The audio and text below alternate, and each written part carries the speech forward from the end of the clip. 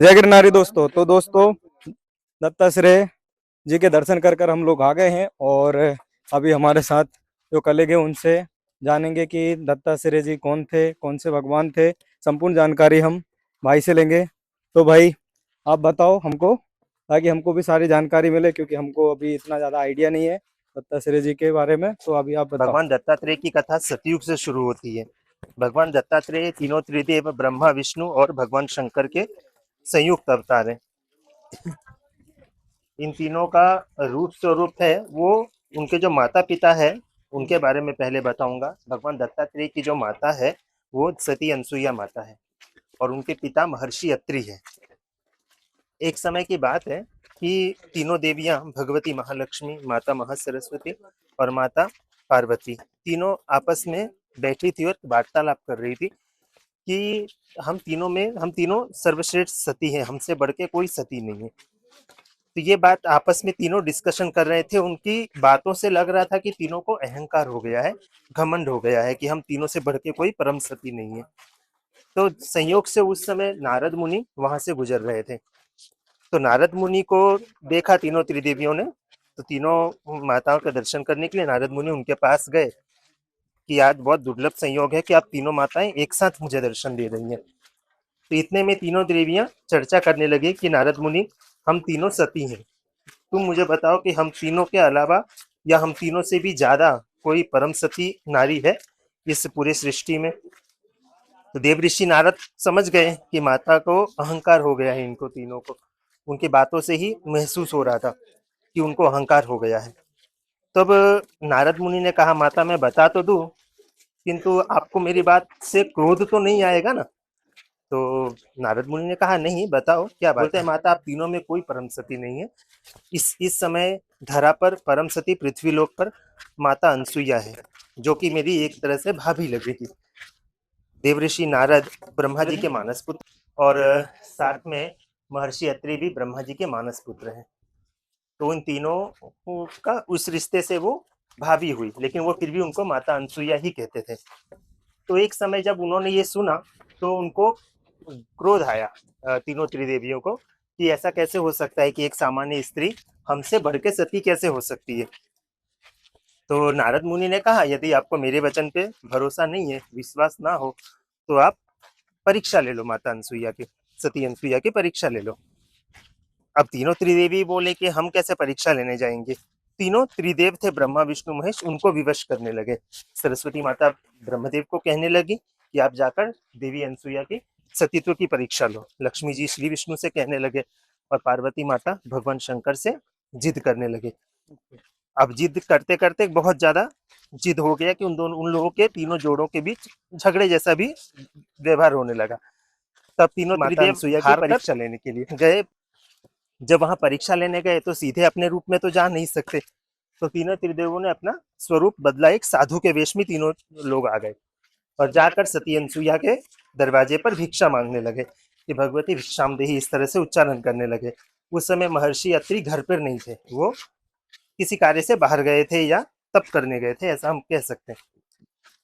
तो जब सती अनसुईया आई तो उन्होंने तीनों त्रिदेवों का तेज देखा तो वो समझ गई ये कोई सामान्य ऋषि नहीं है, ये कोई सामान्य ऋषि नहीं है। फिर भी माता ने उन्हें कहा कि बोलिए ऋषिवर, आपको मैं भिक्षा ला के देती हूँ। तो वो फल आदि लाने के लिए गई अपने भवन में। तो तीनों त्रिदेव ने कहा कि हम लोग फल ग्रहण नहीं कर सकते, हमको भोजन कराइए।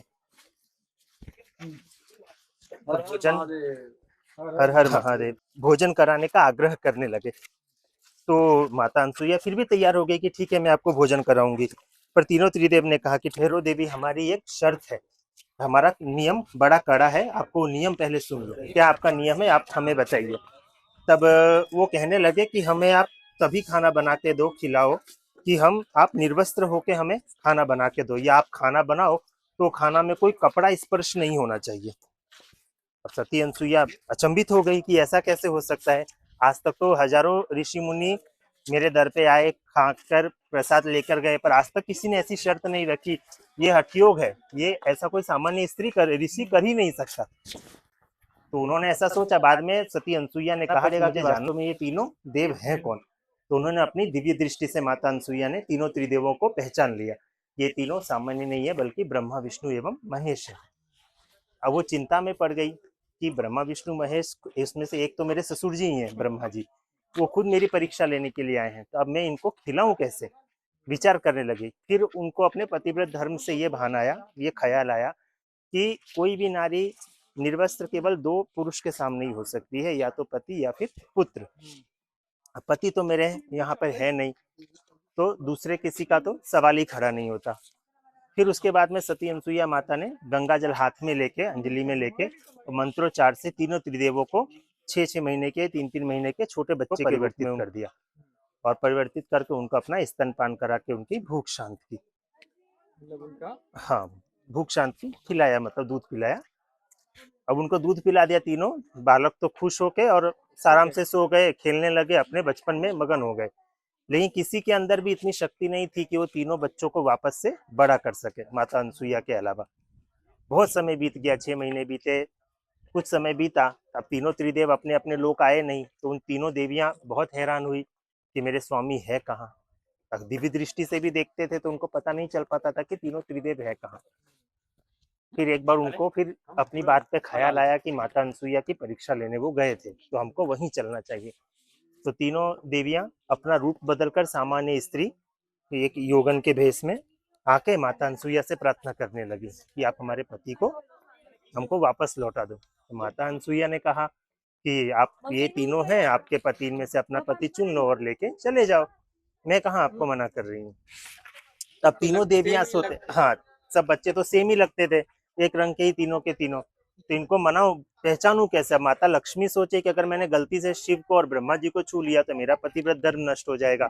सेम सरस्वती माता सोचे और पार्वती जी भी सोचे, तब इसका उलझन को सुलझाए कौन।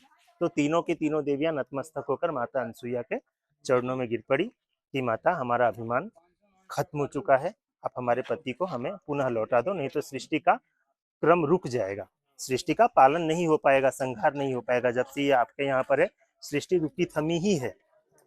तो उन्होंने बोला कि ठीक है। तब उन्होंने वापस, माता अनसुईया ने उनकी विनती सुनकर अंजलि में गंगा जल भर के वापस उनको उनके रूप में वापस लौटा दिया, ब्रह्मा विष्णु महेश के रूप में उनको दे दिया। तीनों, 3 जोड़े साथ में आने आ गए।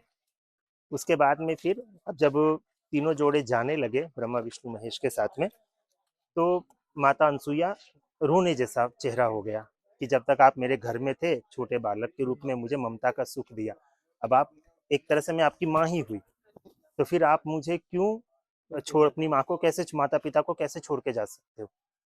आप वापस मेरे पास बालक बन के ही रहो, यही कामना तीनों त्रिदेव से जताई। तीनों त्रिदेव ने कहा कि ठीक है माता, अगर आपकी यही कामना है तो हम आपको वरदान देते हैं कि आपके घर में संतान के रूप में हम तीनों जन्म लेंगे। ऐसा कहकर उनको यह आश्वासन दिया, और तीनों त्रिदेवियों ने भी उनको कहा कि हम सदैव आपके यहाँ पर निवास करेंगे, लक्ष्मी, सरस्वती और पार्वती ने। इस तरह से कहा तो माता अनसुईया प्रसन्न हो गई कि ठीक है, मैं इंतजार करूंगी कि आप कब मेरे गर्भ से जन्म लो। ऐसा बोल दिया, और भगवान तीनों त्रिदेव, तीनों त्रिदेवियां वहां से चले गए। जाने के कुछ समय बाद तीनों त्रिदेव पुत्र के रूप में माता अनसुईया के घर में जन्म लेते हैं। ब्रह्मा जी के अंश रूप से चंद्रमा जन्म लेते हैं, भगवान विष्णु के तेज से दत्तात्रेय खुद जन्म लेते हैं, और शिव जी के तेज से महर्षि दुर्वासा जन्म लेते हैं। तीनों त्रिदेव जन्म लेते हैं।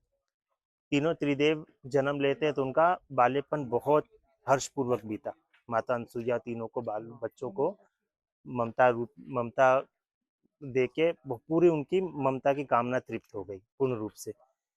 फिर जब तीनों बच्चे जब बड़े हुए, तो है तो एक ऋषि की संतान, और उनको दो धर्म की स्थापना करनी थी, तो वो इसी गिरनार पर्वत पे आके उन्होंने 10,000 वर्षों तक, ऐसा लोग, हाँ, दत्तात्रेय भगवान ने 10,000 वर्षों तक या उससे भी ज्यादा समय तक यहाँ पे तीनों त्रिदेवों ने यहाँ पे भगवान ने यहाँ पे परम ब्रह्म की तपस्या की। जैसे परम ब्रह्म की तपस्या की, तो उतने कड़े वर्ष तक तपस्या करने के बाद उनको ब्रह्म तत्व का प्राप्त हुआ। ब्रह्म तत्व, हाँ, दत्तात्रेय को ब्रह्म तत्व प्राप्त हुआ। जब वो प्राप्त हुआ ब्रह्म तत्व, तो तीनों रूप जो है, 3 शरीर वाला जो दिखाते हैं ना, 3 मुख वाला जो रूप दिखाता है ना, वो तीनों एक में ज्वाइंट हो गए। तीनों आके, हाँ, तीनों भाई एक साथ ही आते। तपस्या। मतलब चंद्रमा, हाँ, चंद्रमा और ये विष्णु वि- दत्तात्रेय विष्णु के दत्तात्रेय रूप थे और वो, दुर्वासा जी। दुर्वासा ऋषि तीनों। हम्म। ठीक है। लेकिन दुर्वासा ऋषि की एक ही खामी थी कि वो बचपन से ही क्रोधी स्वभाव के थे, हम्म। बहुत क्रोधी। चंद्रमा और ये विष्णु तो एकदम शांत निर्मल थे, लेकिन दुर्वासा बहुत क्रोधी। हम्म। और उनकी सिद्धि भी ऐसी थी कि वो बात बात पे लोगों को श्राप दे देते थे। और उनका श्राप जन कल्याण के लिए ही होता था, आगे उसका अच्छा ही परिणाम निकलता था, लेकिन तत्काल में इंसान को तकलीफ भोगनी पड़ती थी। तो ये वही गिरनार पर्वत है जहाँ पर भगवान दत्तात्रेय का निवास स्थान, एक तीर्थ स्थल है। यहाँ पर बीच में जैन देरासर मंदिर भी है जैनों का, वहाँ वो भी है। और साथ में माता भवानी का भी मंदिर है, जिसे अंबिका माता मंदिर कहा जाता है, अंबिका धाम कहा जाता है, वो भी है। ये तीनों देव यहाँ पे इसी पर्वत पे निवास करते हैं। यहाँ पे आने वाले जो हैं कहानी, उनको बहुत मतलब लंबा चल हमको कर आना पड़ता है। कहानी तो नहीं कह सकते, ये इतिहास पता होना चाहिए। हाँ, तो क्या है कि हम महिमा से ये भगवान दत्तात्रेय की स्टोरी। या तो दोस्तों ये था भगवान दत्तात्रेय का इतिहास जो कि हमें भाई ने बताया। बाकी दोस्तों इससे पहले मुझे भी भगवान दत्तात्रेय के बारे में इतनी जानकारी नहीं थी। उम्मीद है आप लोगों को भी गुरु दत्तात्रेय के बारे में जानकर अच्छा लगा होगा। बाकी दोस्तों आने वाले ब्लॉग में मैं आपको गिरनार पर्वत का संपूर्ण इतिहास और यात्रा के बारे में बताऊंगा कि 10,000 सीढ़ियों का अनुभव कैसा रहा और कि क्या-क्या कठिनाइयां यात्रा को पूरी करने में आती है। बाकी दोस्तों सावन के महीने में भगवान दत्तात्रेय का आशीर्वाद लेकर बहुत अच्छा लगा। तो दोस्तों मिलते हैं अगले ब्लॉग में। ऐसे ही ऐतिहासिक यात्रा से जुड़ने के लिए चैनल को सब्सक्राइब करें और बोलो जय गिरनार।